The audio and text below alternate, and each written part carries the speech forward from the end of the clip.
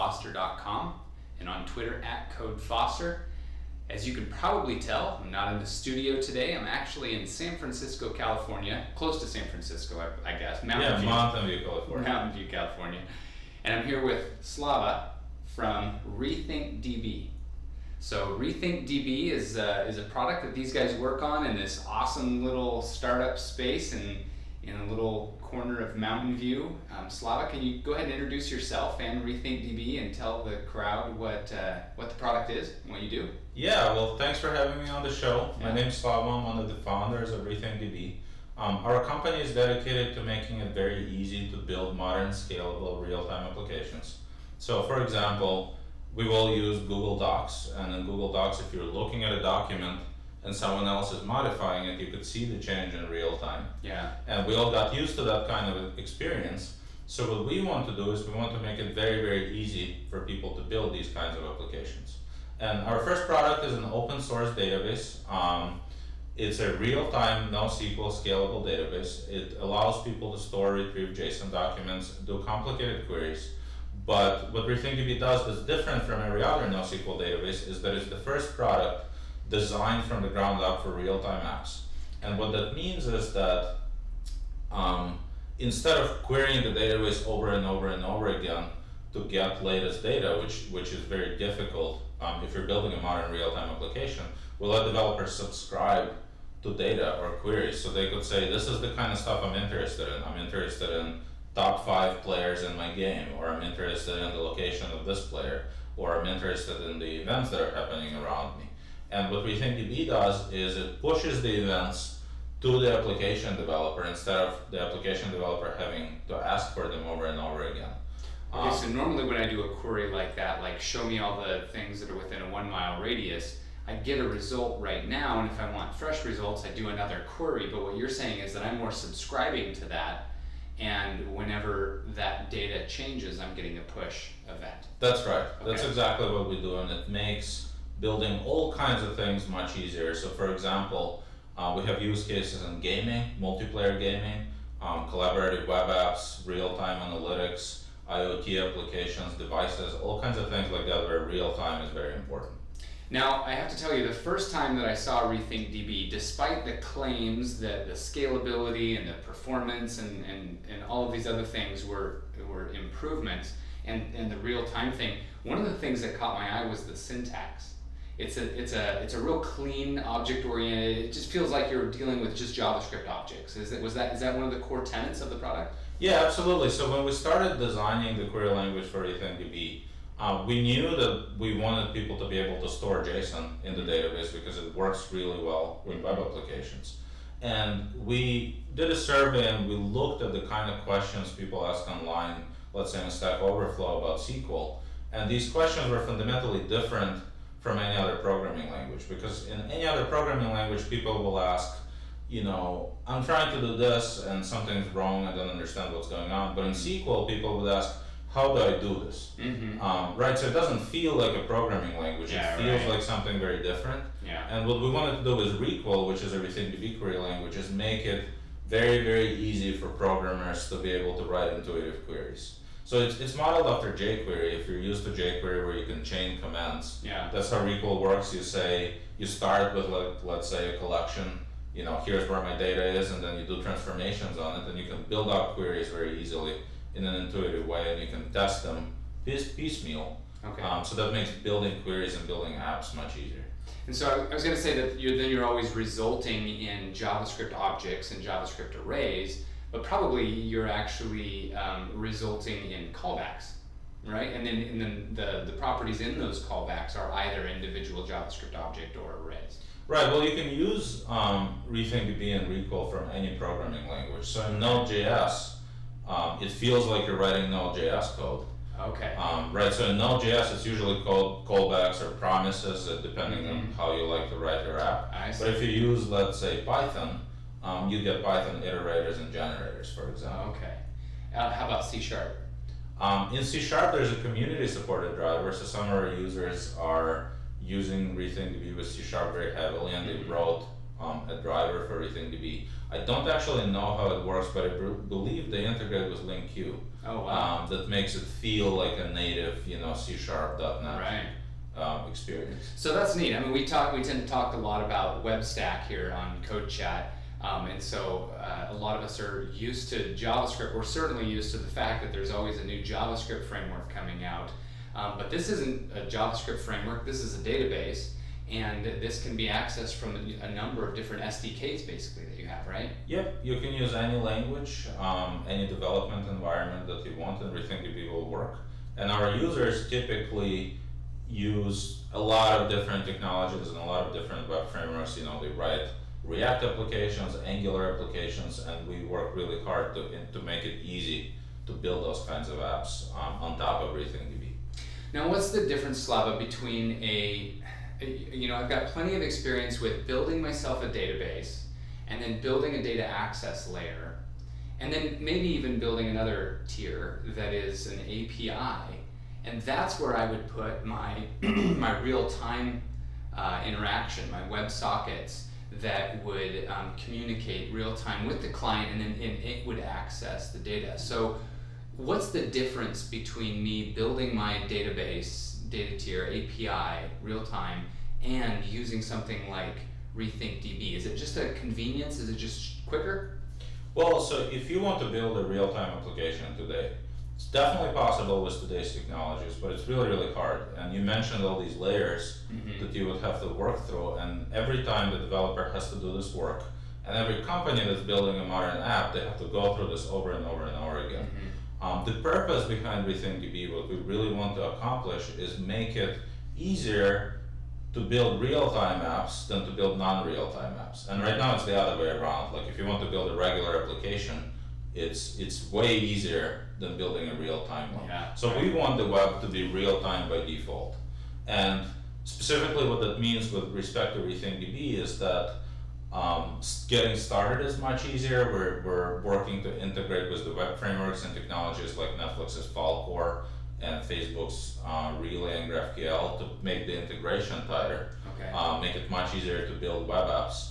And then as your application becomes more complicated, more sophisticated, as you scale it out, as you add more real-time functionality, RethinkDB works and scales with the application to make that easy. And I don't just mean scale in terms of number of users, although we do that too. I mean scale in terms of the complexity of your application, the complexity of features. So ideally then, the complexity is being hidden from me as a developer behind RethinkDB and its architecture, so that I continue to interact with it the same way regardless of how my application scales or grows. Yeah, I think it's a matter of picking the right abstractions. And as we learned a lot about how to build real-time apps, what we're doing is we're taking the lessons that every company that built one learned themselves, and we're taking the technology and kind of operationalizing it, productizing it, putting the right abstractions in place. So now if you're building one, the database deals with a lot of the things the database should be dealing with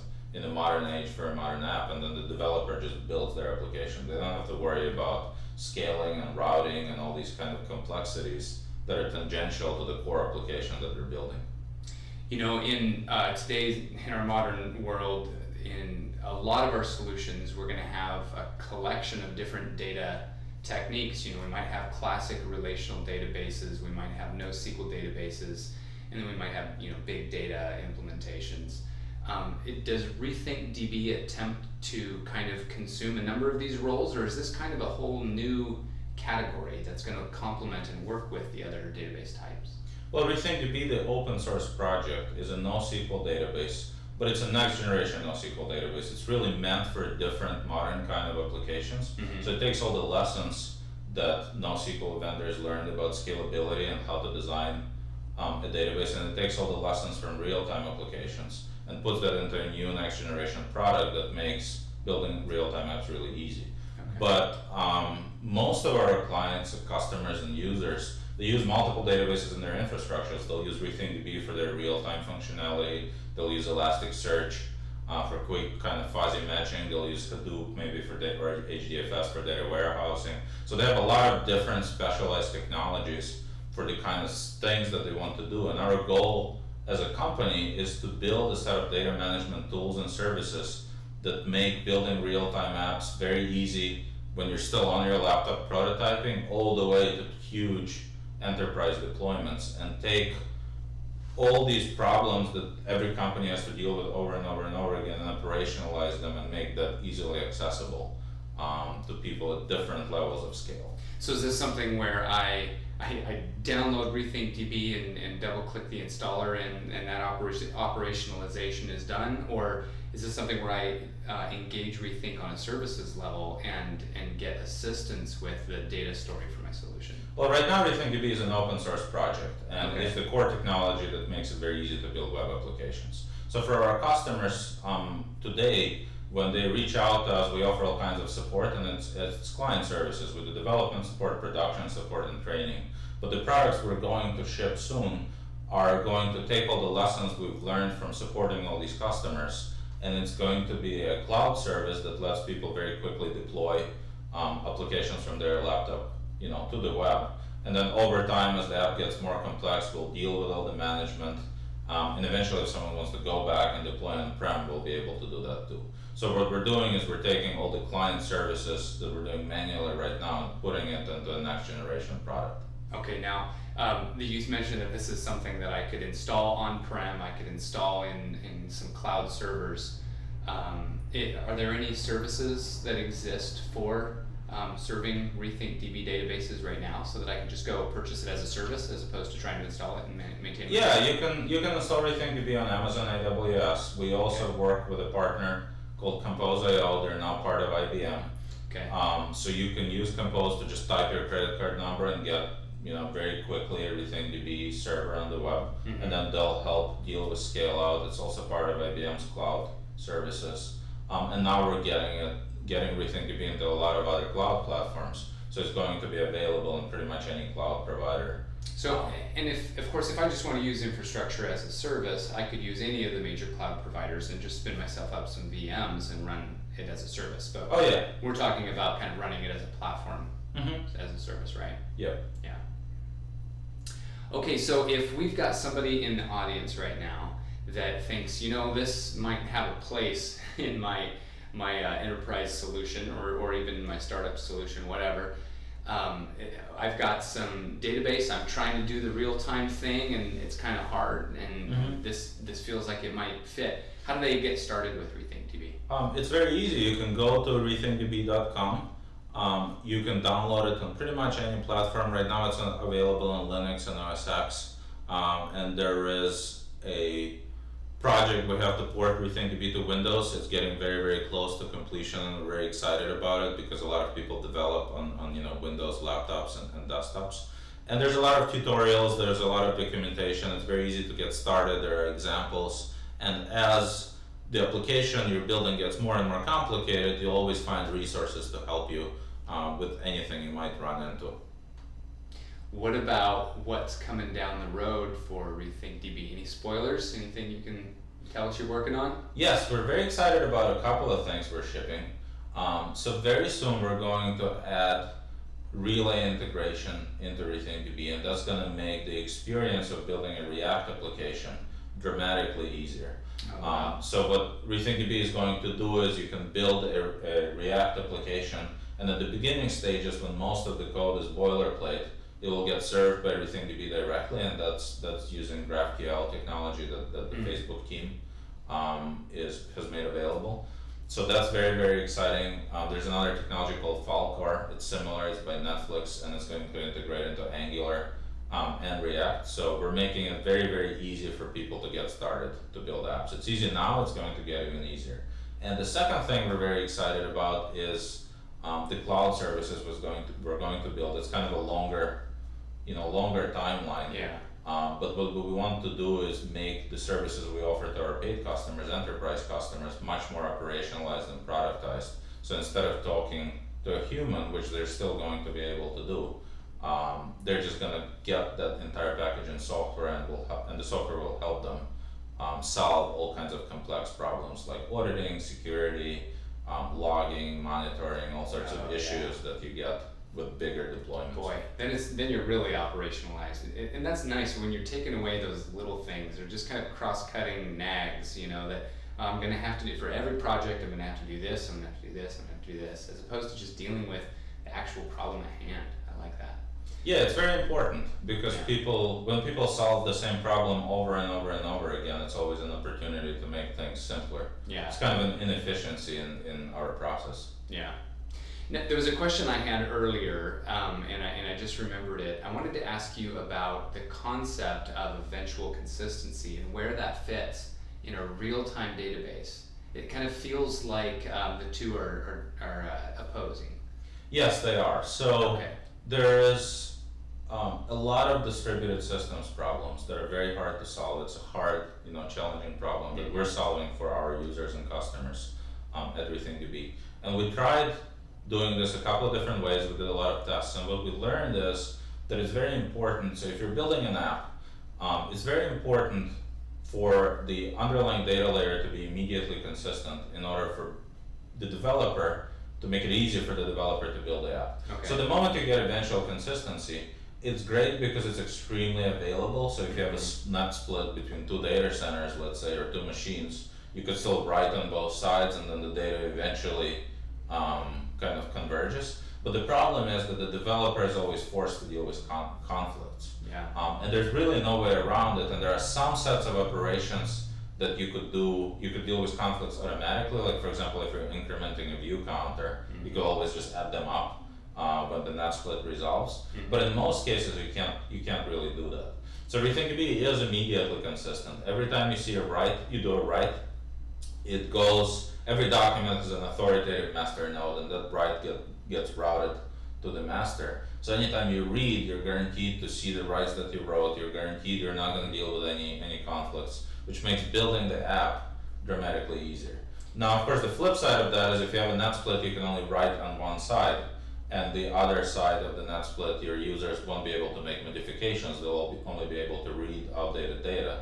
That's kind of a fundamental trade-off in these systems. It's always simplicity of building the app versus the complexity of supporting these conflicting demands, and we chose simplicity for our users. And that might be the point in time where you use RethinkDB with a different solution that works in a different way. Right. So very often people choose Riak or Cassandra, which are excellent products that let you deal with these conflicts as a developer, Right. and they support eventual consistency. But then sometimes you need that, and that's great. And then we'll integrate our products and services with those databases for the infrastructures that need that. Yeah.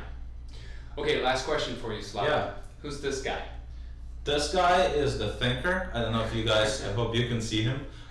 So we have someone named Annie. She is an illustrator here at RethinkDB. And what we wanted to do is, people usually think of databases as these complicated technologies, right? And our goal is to really lower the bar to building real-time apps. We want to make it easy and accessible to everybody. Yeah. And the idea that we had is if you do some illustrations that make people feel, invited and friendly and welcomed, Yeah. the product isn't, the whole notion of databases isn't going to feel as scary to people. Yeah. So Annie designed the thinker, and everyone always asks who is that. He is a character that people really liked, our users really liked, and we decided to stick with him as the mascot. So it's very cool. He shows up in the documentation. He illustrates every command, and people really like him. They do riffs on him. I mean, we kind of all band together behind the thinker. He seems kind of fun and cozy. Yeah, he is. I think that most modern tech companies pick an animal. Oftentimes they'll pick an animal and that'll be their mascot. Or I was just at GitHub Universe, and of course they've taken two popular animals and just combined them together.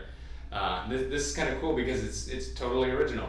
Everyone asks who is this, but they always, and he's the thinker, but they always recognize him after they see him at RethinkDB. Yeah. So this question of who is that it's something we wanted people to keep asking. Right. Well, is there anything else that you want to tell developers before we wrap up the show? Yeah, the only other thing I'd like to add is to thank our open source community. The guys and girls that have been helping us build RethinkDB have been absolutely awesome. We have hundreds of contributors from around the world, and they help with things like the documentation. They go to meetups and talk about the project. They contribute code, they contribute drivers. So we couldn't have done it without them, and it wouldn't be as good a product. And we also collaborate with them on GitHub every time there's a technical discussion or we have a feature. So people really genuinely help make the project better for everybody. And yeah, just thanks for everyone who participated. And if you want to try RethinkDB, it's very easy. Just go to rethinkdb.com. Awesome. Well, that does it for our show today. Thanks for joining us. Remember, if you're on the Channel 9 page, you can comment down below. We would appreciate that. We would be glad to get back to you. You can ask questions to Slava and his team, and they can get back to you that way. Of course, you've probably got a number of other ways to interact with the folks that are using your software. But I do appreciate you joining us today, and we'll see you the next time on CodeChat.